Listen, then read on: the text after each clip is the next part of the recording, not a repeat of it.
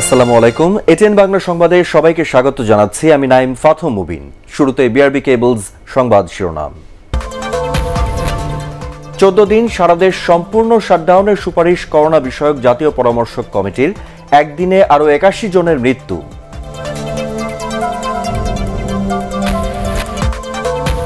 বিদেশগামী কর্মীদের করোনা টিকার নিবন্ধন আগামী সপ্তাহ থেকে।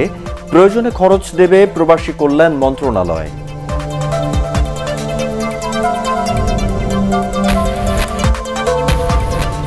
সরকারি হাসপাতালের 400 টাকার টেস্ট দিয়ে 4000 টাকা বিল করেছে বাংলাদেশ স্পেশালাইজড হাসপাতাল।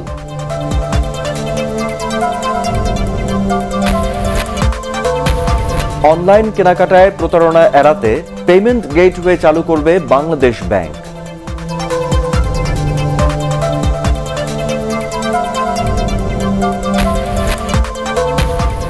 এবং সেনাবাহিনী প্রধানের দায়িত্ব নিলেন জেনারেল এস.এম. শফিউদ্দিন।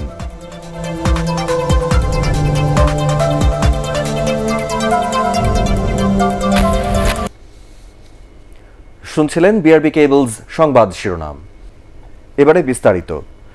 লকডাউন নয়, এবার সারা দেশ 14 দিনের জন্য সম্পূর্ণ শাটডাউনের সুপারিশ করেছে করোনা সংক্রান্ত জাতীয় পরামর্শক কমিটি।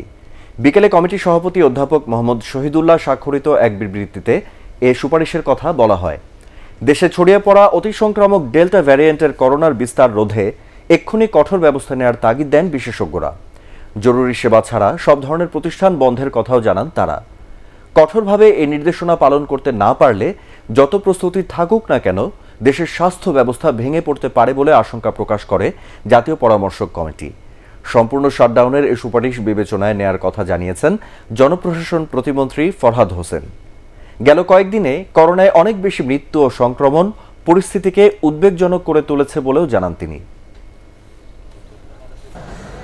আমরা তো অলরেডি তো আমরা আপনাদের স্থানীয় ভাবে তো হলো ঢাকা সব জেলা চারিপাশে থেকে এবং আমাদের সীমান্তবর্তী এলাকাগুলোতে আমাদের শুরু হয়েছে। সরকারের একটা প্রস্তুতি আছে এবং এমন আমরা একটা কঠোর একটা বিধিনিষেধ সেটি ঢাকা সহ এরকম যদি পরিস্থিতি তৈরি হয় তাহলে আমাদের হয়তো সেটা করতে হতে পারে। আমরা খুবই গভীরভাবে এটা পর্যবেক্ষণ করছি। প্রয়োজন হলে আমরা হয়তো এটা খুব অল্প সময়ের মধ্যেও এটা আমরা শুরু করতে পারি, হয়তো আরো কঠোরভাবে করতে হতে পারে।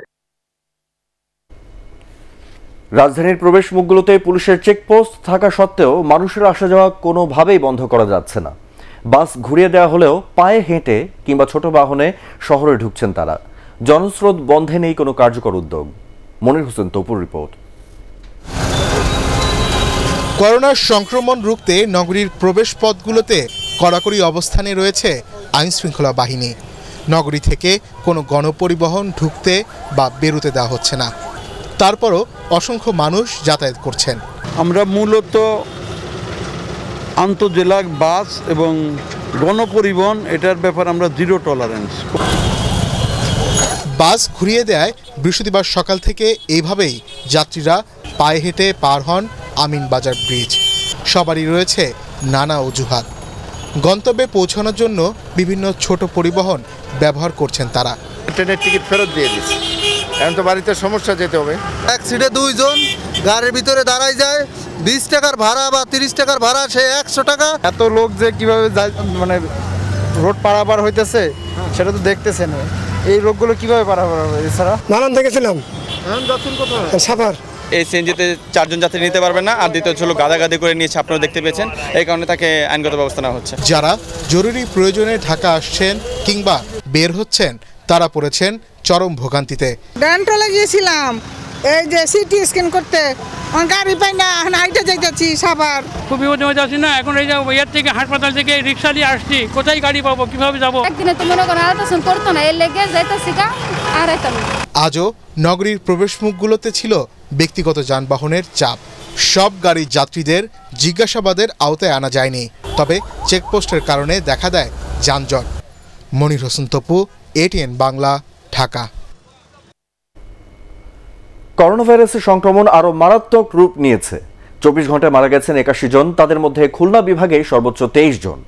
এছাড়া রাজশাহীতে 20, ঢাকায় 13, রংপুর ও চট্টগ্রামে 7 জন করে মারা গেছেন। বাকিরা অন্যান্য বিভাগের। এ নিয়ে করোনায় দেশে মারা গেলেন 13,868 জন।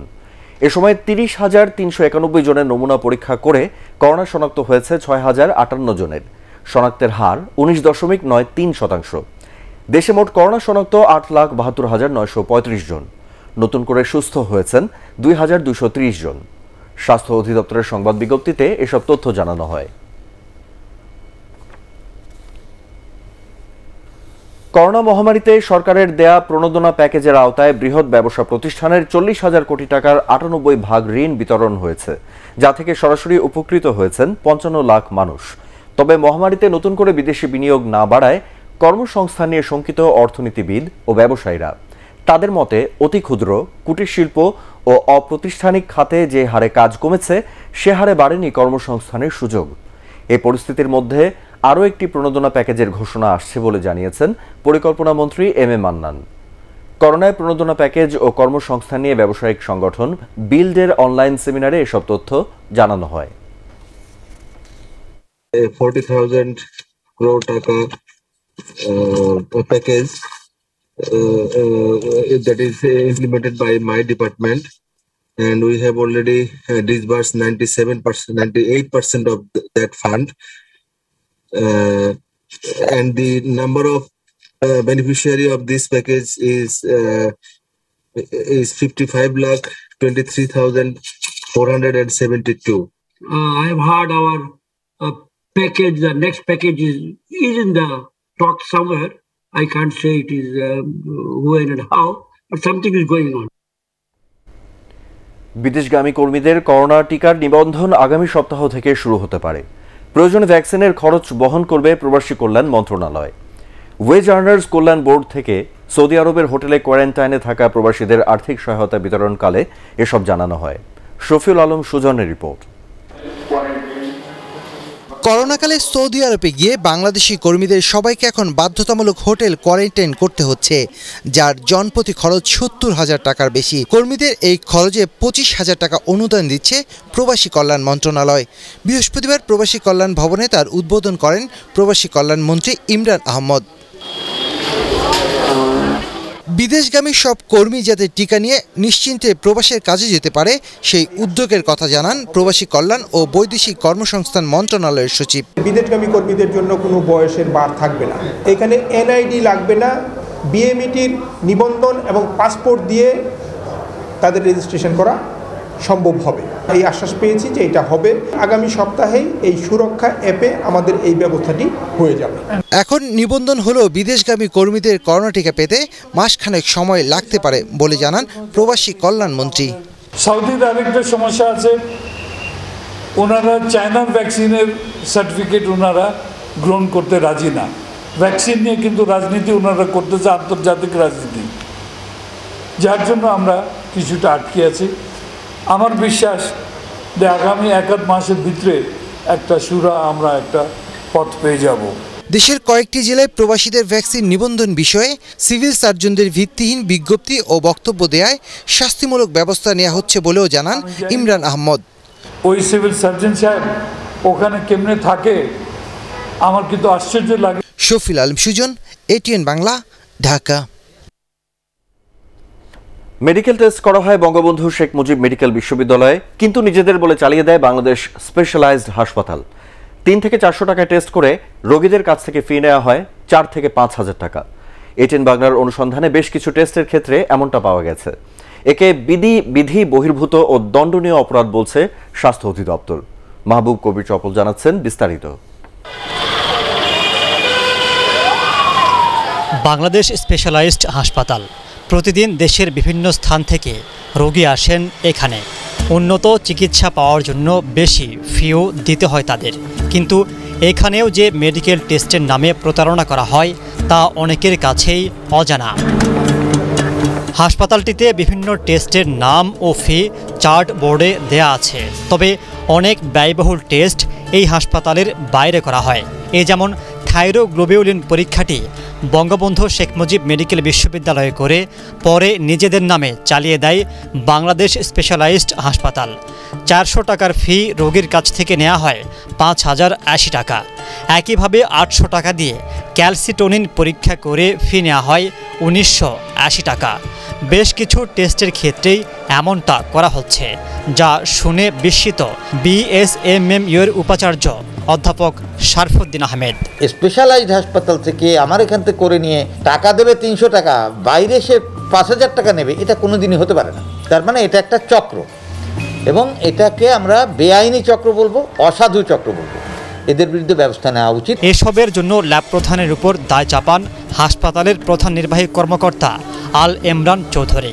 একটা দুইটা টেস্ট যখন বঙ্গবন্ধুতে যায়, তখন আমরা তো আসলে বঙ্গবন্ধুর প্রাইসে করতে পারি না, পেশেন্টরা তো এখানে সার্ভিসটা নেয়। এবং 400 টাকার যে একটা বিল, সেটা যদি 5000 টাকা 6000 টাকা নেওয়া হয়, আপনি কি সমর্থন করেন? না না, এটা এত ডিফারেন্স মনে হয় আমার জানা নাই। তার মধ্যে একজন ল্যাব ডিরেক্টর আছেন, উনি কিন্তু আগে বঙ্গবন্ধু চেয়ারম্যান ছিলেন প্যাথোলজির, আপনারা হয়তো জানবেন, প্রফেসর নাসিমউদ্দিন সাহেব, উনি এটা করে। কিন্তু আসলে রেটগুলি তো আসলে উনি দেখে দেন। একে চরম প্রতারণা বলে মনে করছেন রোগীরা। যদি এই ধরনের হয় তাহলে তো প্রতারণা, এটা তো আমরা বলতে পারি না। সাধারণ মানুষের জন্য তো এটা বিল বেশি। আমি জানি না অন্য হসপিটাল থেকে করাই কিনা। এক হাসপাতালের পরীক্ষার রিপোর্ট অন্য হাসপাতালের নামে চালিয়ে ফি আদায়কে দণ্ডনীয় অপরাধ বলছে স্বাস্থ্য অধিদপ্তর। আমাদের সরকারি অথবা আধা সাহিত্য শাসিত যে কোনো এক জায়গা থেকে তিনি পরীক্ষাটা করিয়ে নিয়েছেন।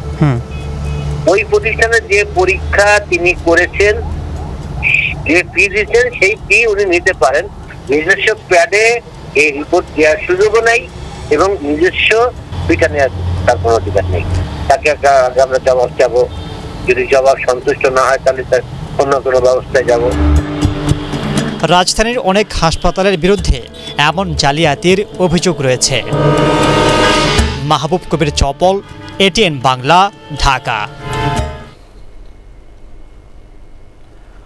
অনলাইন কেনাকাটায় গ্রাহককে প্রতারণার হাত থেকে রক্ষা করতে পেমেন্ট গেটওয়ে নিশ্চিত করবে বাংলাদেশ ব্যাংক। এর মাধ্যমে গ্রাহক তার পণ্য বুঝে পেলেই টাকা ছাড় করবে কেন্দ্রীয় ব্যাংক। সচিবালয় ই কমার্স অ্যাসোসিয়েশন, ভোক্তা অধিকার সংরক্ষণ ফোরাম সহ সব পক্ষের সাথে বৈঠকে এই সিদ্ধান্ত হয়। ফজলে রাব্বির রিপোর্ট। সাধারণ সময় তো বটেই, কোভিড মহামারীর সময় দেশে আগের চেয়ে অনেক বেশি জনপ্রিয় হয়েছে অনলাইন কেনাকাটা। ভার্চুয়ালের মাধ্যমে কেনাকাটা করতে গিয়ে প্রতারিত হওয়ার অভিযোগ করছেন অনেক ক্রেতা। পণ্যের মানের হেরফেরের পাশাপাশি টাকা পরিশোধের পরও সময় মতো পণ্য হাতে না পাওয়ার অভিযোগও করছেন তারা। এসব কারণে পেমেন্ট গেটওয়ে স্থাপন করবে বাংলাদেশ ব্যাংক। বাংলাদেশ পেমেন্ট গেটওয়েগুলো কন্ট্রোল করবে, যাতে পণ্য ডেলিভারি হলে পরে পেমেন্টটা হয়। ভোক্তা যখন কিনবে, পেমেন্টটা দিবে, ওই ব্যাংকের সিস্টেমে থেকে যাবে, গেটওয়েতে থেকে যাবে। ডেলিভারি মেসেজ পেলে তখন তারা দেবে। আমরা আশা করি যে তারা যেন অনলাইনে, যেমন কার্ড বা বিকাশ অথবা নগদ, এই ধরনের কোনো সিস্টেমে পেমেন্টটা করে, তাহলে পেমেন্ট সিস্টেমটা কন্ট্রোল হবে। অন্য ওয়েতে যদি তারা অ্যাডভান্স নগদ দিয়ে দেয়, তাহলে কিন্তু সমস্যা হতে পারে। প্রতারণার হাত থেকে বাঁচতে অস্বাভাবিক অফার এড়িয়ে চলার পরামর্শ দেন বাণিজ্য মন্ত্রণালয়ের কর্মকর্তারা। অন্যদিকে ভোক্তার অধিকার নিশ্চিত করতে অবিলম্বে ই কমার্স ব্যবসায় পরিচালনার নীতিমালা তৈরি ও বাস্তবায়নের তাগিদ দেন ই ক্যাব প্রতিনিধিরা। আমরা ইমিডিয়েটলি একটা এসওপি করছি, স্ট্যান্ডার্ড অপারেটিং প্রসিডিউরগুলো কি হবে, যেখানে ভোক্তার অধিকারটাকে এনশিওর করা হবে এবং অ্যাট দ্য সেম টাইম কম্পিটিশনটা যাতে একটা সেম লেভেল প্লেইংয়ে থাকে। আমরা চাই যে সবাই ব্যবসা করুক, একটা দুটো কোম্পানির জন্য পুরো সেক্টর যেন পলিউটেড না হয়। ই কমার্সকে এগিয়ে নিতে ভোক্তা এবং উদ্যোক্তা উভয় পক্ষেরই সমান নিরাপত্তা নিশ্চিত করতে হবে বলে মনে করেন ভোক্তা প্রতিনিধিরা। ফজলে রাব্বি, এটিএন বাংলা, ঢাকা। পুলিশের চোখ ফাঁকি দিয়ে তেলের ট্যাঙ্কারে দেশের বিভিন্ন স্থানে মাদকের চালান পৌঁছে দিত একটি চক্র। অপরদিকে প্রাইভেট কারের গ্যাস সিলিন্ডারের ভিতরে কক্সবাজারের টেকনাফ থেকে রাজধানীতে ইয়াবা নিয়ে আসতো আরেকটি চক্র। দীর্ঘদিন নজরদারির পর এই দুই চক্রের 5 জনকে গ্রেপ্তার করেছে ঢাকা মহানগর পুলিশের গোয়েন্দারা। GM তাসলিমের report. তেলবাহী এই ট্যাঙ্কারের ভেতরেই সুরক্ষিত রয়েছে মাদকের বিশাল চালান, যা সাধারণ মানুষ তো বটে, আইন শৃঙ্খলা বাহিনীর পক্ষেও ধারণা করা দুঃসাধ্য। সুনির্দিষ্ট তথ্যের ভিত্তিতে গোয়েন্দারা আটক করে এই তেলের ট্যাঙ্কার। তেল রাখার চেম্বার থেকে একে একে বেরিয়ে আসে গাঁজা বোঝাই বস্তা। মাদকের চালান সহ গ্রেফতার করা হয় 3 জনকে। গোয়েন্দারা বলছেন তেলের ট্যাঙ্কার হওয়ায় সহজেই আইন শৃঙ্খলা রক্ষাকারী বাহিনীর চোখ ফাঁকি দিয়ে দীর্ঘদিন ধরে মাদকের চালান নিয়ে আসে রাজধানীতে। এরা বলেছে এই ট্যাঙ্কিতে প্রায় শত শত কেজি গাঁজা বিভিন্ন সময় তারা পাচার করেছে। এখনও প্রায় আনুমানিক 50 কেজি গাঁজা হবে তারা এই ট্যাঙ্কি দিয়ে বিভিন্ন জায়গায় চালাতে থাকতো। একই সঙ্গে অনিবন্ধিত বিলাসবহুল প্রাইভেট কারের সিলিন্ডারের ভেতরে বিশেষ কায়দায় লুকিয়ে টেকনাফ থেকে রাজধানীতে ইয়াবার চালান নিয়ে আসছিল আরেকটি চক্র। এই চালানসহ দুজনকে আটক করে গোয়েন্দারা। 20,000 পিস ইয়াবা উদ্ধার করে কাদের কাছ থেকে কত টাকার বিনিময়ে এই জিনিসগুলোকে কিনেছে, কাদের কাছে ডিস্ট্রিবিউশন করতো সেগুলিকে আমাদের কাছে দিয়েছে। তো আমরা বিশদ তদন্ত করে সেই নেটওয়ার্কটাকে ডিসমেন্টেল করে তাদেরকে গ্রেপ্তার করার চেষ্টা করতে যাব। মাদক চোরাচালান এই চক্রের সাথে আর কেউ জড়িত রয়েছে কিনা তা খতিয়ে দেখছে গোয়েন্দারা। মাদক উদ্ধার করলেই যে মাদকের যে সমস্যাটা সমাধান হবে তা না। যারা মাদক সেবী পরিবার থেকে, সমাজ থেকে, স্কুল, কলেজ, ইউনিভার্সিটি থেকে এদের ব্যাপারে সচেতন করা মনে হয় সবারই এখন সব লেভেল থেকে আমাদের কাজ করতে হবে। মাদক ব্যবসা নির্মূলে গোয়েন্দারা কাজ করছে বলেও জানান পুলিশের এই কর্মকর্তা। GM Taslim, ATN Bangla, Dhaka. নতুন সেনাবাহিনীর প্রধান হিসেবে দায়িত্ব নিয়েছেন জেনারেল SM শফিউদ্দিন আহমেদ। সকালে গণভবনে প্রধানমন্ত্রী শেখ হাসিনার উপস্থিতিতে তাকে র্যাঙ্ক ব্যাজ পরিয়ে দেওয়া হয়। সাবেক সেনাপ্রধান জেনারেল আজিজ আহমেদের স্থলাভিষিক্ত হলেন তিনি। ইমদাদুল্লাহ বাবুর রিপোর্ট।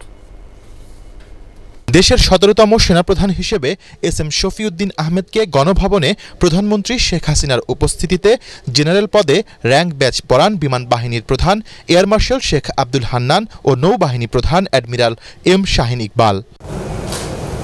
পরে সেনা সদরে বিদায়ী সেনাপ্রধান জেনারেল আজিজ আহমেদের কাছ থেকে দায়িত্ব বুঝে নেন নতুন সেনাপ্রধান জেনারেল শফিউদ্দিন।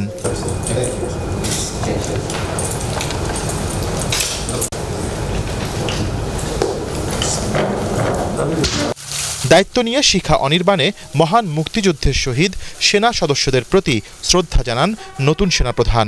সেনাকুঞ্জে বাহিনীর চৌকস একটি দল তাঁকে গার্ড অব অনার দেয়। নতুন সেনাপ্রধান গণমাধ্যমকে জানান দেশের শান্তি, নিরাপত্তা ও উন্নয়নে কাজ করে যাবে সেনাবাহিনী। সেনাবাহিনীর সাথে জনগণের দূরত্ব থাকবে না। I believe in transparency, so everything will be known, there will be no problem at all. I'll give my command philosophy. এর আগে বিদায়ী সেনাপ্রধান জেনারেল আজিজ আহমেদকে সেনানিবাস থেকে বিদায় জানান তার সহকর্মীরা। শিখা অনির্বাণে বীর শহীদদের প্রতি শ্রদ্ধা জানিয়ে শুরু হয় এই আনুষ্ঠানিকতা। বিদায়ী সেনাপ্রধানকেও দেয়া হয় গার্ড অব অনার। পরে রীতি অনুসারে সদর দপ্তর থেকে বিদায় জানানো হয় জেনারেল আজিজ আহমেদকে। ইমদাদুল্লাহ বাবু, ATN বাংলা, ঢাকা। রাষ্ট্রপতি মোহাম্মদ আব্দুল হামিদের সাথে সাক্ষাৎ করেছেন নবনিযুক্ত সেনাবাহিনী প্রধান জেনারেল SM শফিউদ্দিন আহমেদ। সন্ধ্যায় বঙ্গভবনের নতুন সেনাপ্রধানকে অভিনন্দন জানান রাষ্ট্রপতি। দেশের বিভিন্ন সংকটময় মুহূর্তে জনগণের পাশে দাঁড়াতে সেনাবাহিনীর প্রতি আহ্বান জানান তিনি। এ সময় রাষ্ট্রপতির কার্যালয়ের সচিব সম্পদ বড়ুয়া, সামরিক সচিব মেজর জেনারেল SM সালাউদ্দিন ইসলাম, প্রেস সচিব জয়নাল আবেদিন অন্যান্যের মধ্যে উপস্থিত ছিলেন।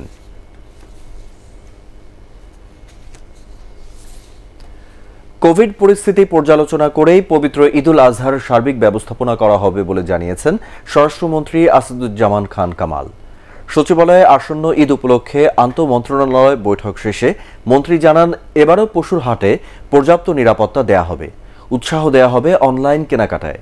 এছাড়া যানজট মোকাবেলায় হাইওয়েতে ওয়াচ টাওয়ার থাকবে, পথে পথে চাঁদাবাজি বন্ধে থাকবে গোয়েন্দা নজরদারি। দেশের বিভিন্ন এলাকা থেকে কোরবানি পশুবাহী নৌযান ট্রাকে চাঁদাবাজি বন্ধে নজরদারি থাকবে। পশুবাহী যানবাহনকে জোরপূর্বক যেখানে সেখানে থামানো যাবে না। ঈদের ছুটিতে দেশের শিল্প এলাকাসমূহ নিরাপত্তা ব্যবস্থা গ্রহণ করা হবে। শিল্প এলাকায় যে কোনো নাশকতা রোধে গোয়েন্দা বাহিনীও সজাগ থাকবেন। ধারাবাহিকভাবে আওয়ামী লীগ ক্ষমতায় থাকলে বাংলাদেশও একদিন সিঙ্গাপুর, মালয়েশিয়ার মতো উন্নত হবে বলে মন্তব্য করেছেন তথ্য ও সম্প্রচার মন্ত্রী ডক্টর হাসান মাহমুদ। দলের প্রতিষ্ঠা বার্ষিকী উপলক্ষে চট্টগ্রাম উত্তর জেলা আওয়ামী লীগ আয়োজিত আলোচনা সভায় এ মন্তব্য করেন তিনি। এ সময় সংগঠনের জন্য ক্ষতিকারক এমন কাউকে দলে সম্পৃক্ত না করতে নেতাকর্মীদের প্রতি আহ্বান জানান তিনি। এ সময় চট্টগ্রাম উত্তর জেলা আওয়ামী লীগ সভাপতি এম এ সালাম অন্যান্যের মধ্যে উপস্থিত ছিলেন। যদি জননেত্রী শেখ হাসিনা অব্যাহতভাবে দেশ পরিচালনা করার সুযোগ পান, তাহলে এখন যেমন বাংলাদেশের বদলে যাওয়ার গল্প পৃথিবী শুনছে, এই গল্প আরো শুনবে, এই গল্পের আওয়াজ আরো বড় হবে যদি আমরা অব্যাহতভাবে দেশ পরিচালনার দায়িত্ব পাই। 2 দফায় 23 বছর খেটে জেল থেকে বেরিয়ে আসা রফিকুল ইসলাম ওরফে রতন ও তার সহযোগীকে একটি পিস্তল, একটি রিভলভার ও 2 রাউন্ড গুলিসহ গ্রেপ্তার করেছে ডিবি। জেল থেকে বেরিয়ে সে আবারও ভাড়াটে সন্ত্রাসী হিসেবে হাজারীবাগের গজমহল শিকারিটোলা এলাকায় জমি দখল করতে গিয়ে গুলি চালায়। এ ঘটনায় তাকে অস্ত্রসহ গ্রেপ্তার করা হয় বলে জানান কর্মকর্তারা। বিভিন্ন ধরনের মৌসুমি ফলের সম্ভার নিয়ে ফল উৎসবের আয়োজন করেছে ক্রাইম রিপোর্টার্স অ্যাসোসিয়েশন ক্র্যাব। রাজধানীর সেগুনবাগিচায় সংগঠনের কার্যালয়ে এর উদ্বোধন করেন পুলিশের স্পেশাল ব্রাঞ্চের প্রধান মনিরুল ইসলাম। এ সময় ফরমালিন ব্যবহার না করতে ব্যবসায়ীদের সতর্ক করেন তিনি। ক্র্যাব সভাপতি মিজান মালিক ও সাধারণ সম্পাদক আলাউদ্দিন আরিফ সহ সাংবাদিকরা অনুষ্ঠানে উপস্থিত ছিলেন।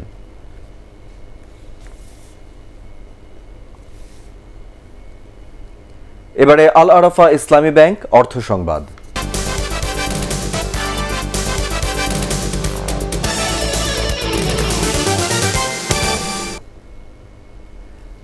রূপালী ব্যাংক বিভিন্ন খাতে ঋণ প্রদান, বিনিয়োগ ও ভবিষ্যতে দেশের উন্নয়নে সর্বাত্মক সহায়তা করবে বলে মন্তব্য করেছেন ব্যাংকটির নতুন চেয়ারম্যান কাজী সানাউল হক। চেয়ারম্যান হিসেবে দায়িত্ব নেয়ার পর ধানমন্ডি 32 নম্বরে জাতির পিতা বঙ্গবন্ধু শেখ মুজিবুর রহমানের প্রতিকৃতিতে শ্রদ্ধা জানান তিনি।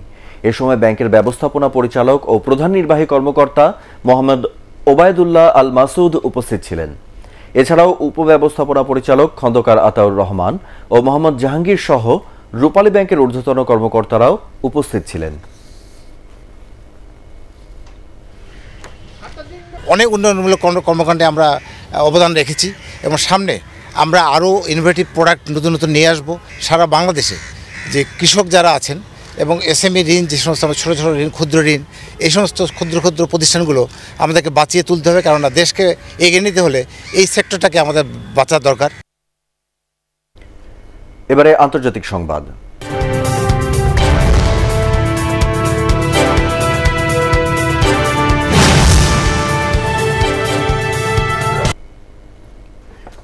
করোনা ভাইরাসে 24 ঘন্টায় বিশ্বে 10,000-এর বেশি মানুষের মৃত্যু হয়েছে। একই সময় আক্রান্ত হয়েছেন 4,30,000। করোনা সংক্রমণ ও মৃত্যুর দিক থেকে এখনও শীর্ষে যুক্তরাষ্ট্র। দেশটিতে মারা গেছে 6,18,294 জন। এই তালিকায় দ্বিতীয় অবস্থানে ভারত। গত 24 ঘন্টায় দেশটিতে নতুন করে আক্রান্ত হয়েছেন 54,000 মানুষ, মারা গেছেন 1,321 জন। করোনা সংক্রমণ ও মৃত্যুতে তৃতীয় অবস্থানে থাকা ব্রাজিলে আক্রান্তের সংখ্যা 1,81,70,778, মৃত্যু 5,07,240। ঢাকা বিশ্ববিদ্যালয়ের সিনেটে 2021-22 অর্থবছরের জন্য 774,28 লাখ টাকার সংশোধিত বাজেট পেশ করা হয়েছে, যেখানে ঘাটতি 47.5 কোটি টাকারও বেশি। বিকেলে ঢাকা বিশ্ববিদ্যালয়ের নওয়াব আলী চৌধুরী সিনেট ভবনে এই বাজেট উত্থাপন করা হয়।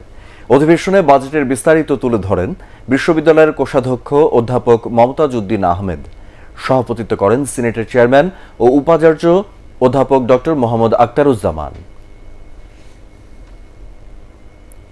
এবারে বাণিজ্য সংবাদ।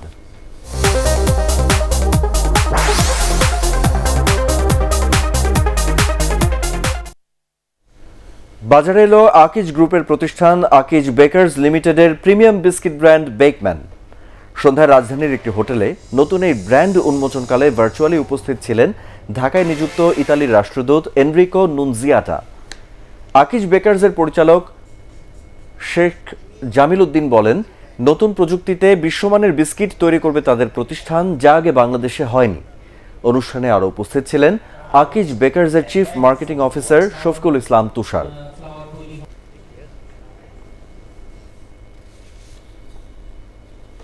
এ পর্যায়ে পার্টেক্স খেলার খবর।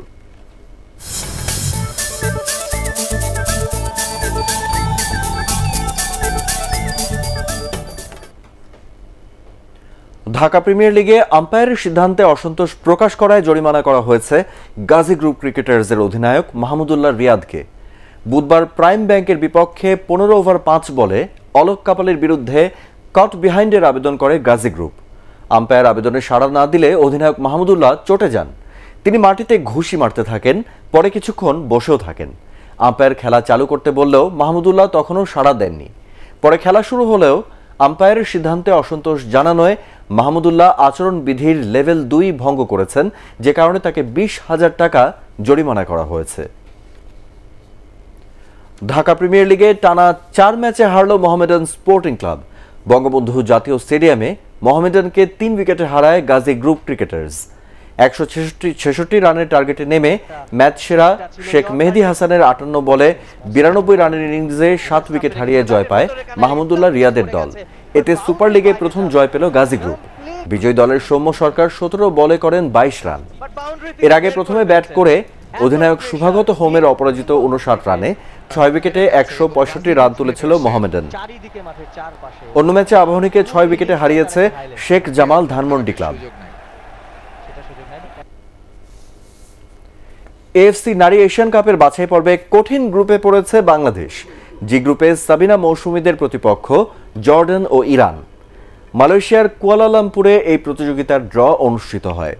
28 দেশের এই টুর্নামেন্টে সাজানো হয়েছে 8টি গ্রুপে, যেখানে 4 গ্রুপে আছে 4 দল এবং বাকি 4 গ্রুপে আছে 3টি করে দল। প্রতি গ্রুপের চ্যাম্পিয়ন দল টিকিট পাবে ভারতে অনুষ্ঠিতব্য চূড়ান্ত পর্বে। সেপ্টেম্বরের 13 থেকে 25 তারিখ অনুষ্ঠিত হবে বাছাই পর্ব। বাছাই করা দলগুলো আগামী বছরের জানুয়ারি-ফেব্রুয়ারিতে যোগ দেবে চূড়ান্ত পর্বের খেলায়। ওয়ালটন আন্তর্জাতিক রেটিং দাবা প্রতিযোগিতায় চ্যাম্পিয়ন হয়েছেন বাংলাদেশ পুলিশের আন্তর্জাতিক মাস্টার ফাহাদ রহমান। তিনি 9 খেলায় 8 পয়েন্ট পেয়ে চ্যাম্পিয়ন হন। গ্র্যান্ড মাস্টার জিয়ার রহমান রানার্স আপ ও আন্তর্জাতিক মাস্টার মিনহাজউদ্দিন তৃতীয় হন। বাংলাদেশ দাবা ফেডারেশনে বিজয়ীদের পুরস্কৃত করেন স্পন্সর প্রতিষ্ঠান ওয়ালটনের নির্বাহী পরিচালক ইকবাল বিন আনোয়ার ডন। এ সময় উপস্থিত ছিলেন দাবা ফেডারেশনের সহ-সভাপতি কে এম শহীদুল্লাহ। 9 দিনের এই প্রতিযোগিতায় 121 জন দাবাড়ু অংশ নেন। বিজয়ীদের 2 লাখ টাকার প্রাইজ মানি দেওয়া হয়।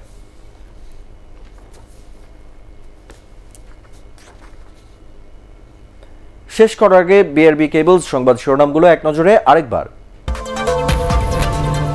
14 দিন সারা দেশ সম্পূর্ণ শাটডাউনের সুপারিশ করোনা বিষয়ক জাতীয় পরামর্শক কমিটির। একদিনে আরও 81 জনের মৃত্যু।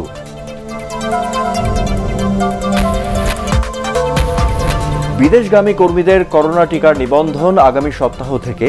প্রয়োজনে খরচ দেবে প্রবাসী কল্যাণ মন্ত্রণালয়।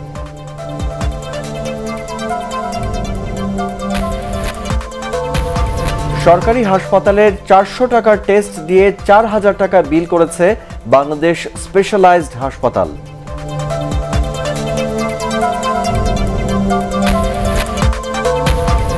অনলাইন কেনাকাটায় প্রতারণা এড়াতে পেমেন্ট গেটওয়ে চালু করবে বাংলাদেশ ব্যাংক।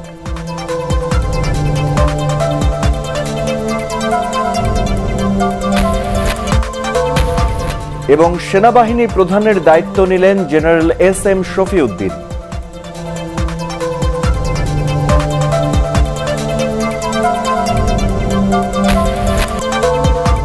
পরবর্তী সংবাদ দেখার আমন্ত্রণ জানিয়ে এখনকার মতো শেষ করছি। করোনা ভাইরাস থেকে নিজেকে সুরক্ষিত রাখতে মাস্ক পরুন, বারবার হাত পরিষ্কার করুন। এটিএন বাংলার সংবাদ ইউটিউবে দেখতে ব্রাউজ করুন youtube/এটিএন বাংলা নিউজ।